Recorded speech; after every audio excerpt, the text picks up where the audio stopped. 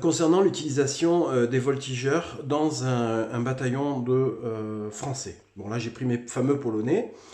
Donc voilà, le français est en colonne de division, en colonne d'attaque, avec plusieurs options. Il peut mettre les grenadiers au premier rang, au dernier rang. Lorsqu'il les met au dernier rang, il a plus en psychologie. Lorsqu'il les met au premier rang, il n'a pas plus en psychologie.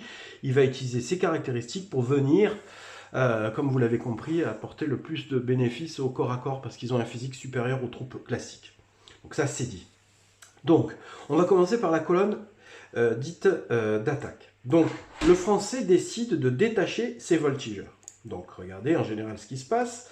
On va prendre cet exemple. Donc, on a nos 20 figurines du bataillon derrière. Je choisis là délibérément de mettre les grenadiers devant, parce que j'ai envie que ça tape fort. Bon, là, j'ai mis des cavaliers. Effectivement, l'infanterie ne peut pas charger de la cavalerie en ordre serré, tant qu'elle n'est pas en désordre. Mais on va parler de tir essentiellement dans cette petite vidéo. Donc là, les grenadiers ne peuvent pas prendre pour cible les cavaliers. Et les cavaliers ne peuvent pas prendre pour cible les grenadiers. Seuls les voltigeurs peuvent tirer sur les cavaliers.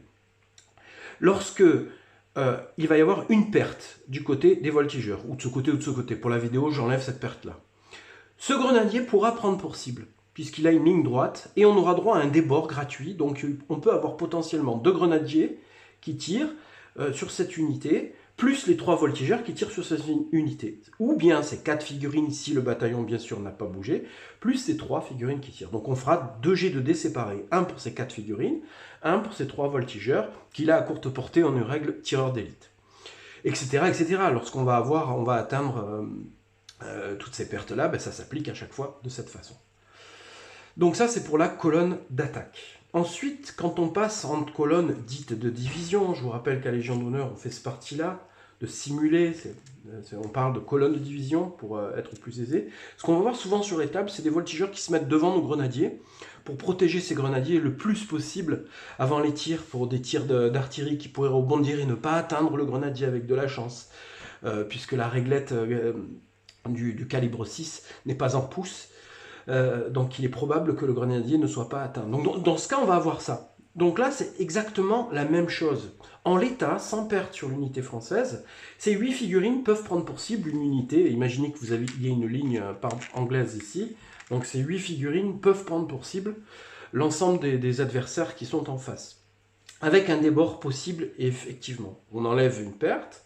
C'est exactement la même chose, on rajoutera ce rang-là. Donc c'est clair. Je pense que là... j'ai à peu près tout expliqué là-dessus. Concernant la charge au corps à corps, donc imaginons que là on n'est pas de la cavalerie ou qu'elle soit en désordre, puisque effectivement l'infanterie ne peut pas charger une cavalerie en ordre serré.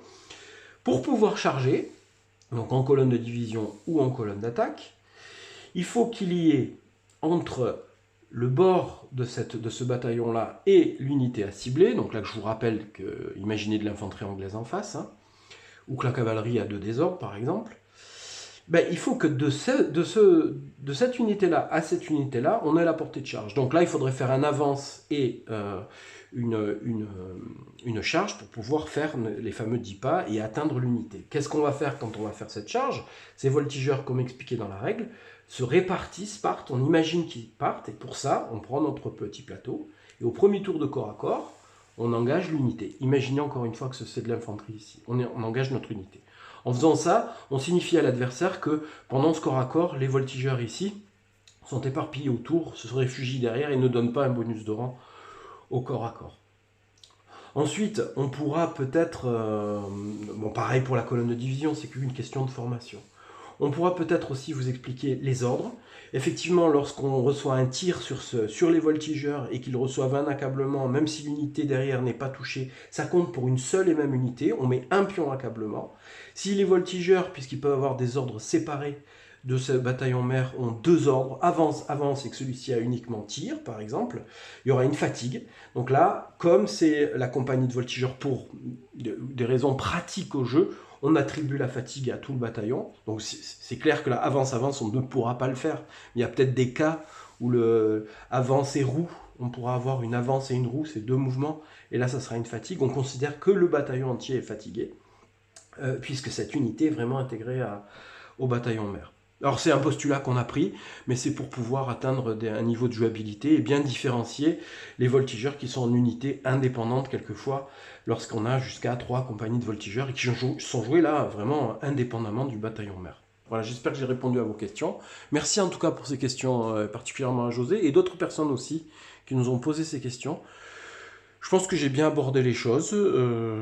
S'il y a d'autres questions, ben on est à votre disposition. Et quand on aura le temps, on vous fera une belle petite vidéo, parce que ça vaut mieux qu'un long texte, je pense. Voilà, salut à tous et bonne partie les amis.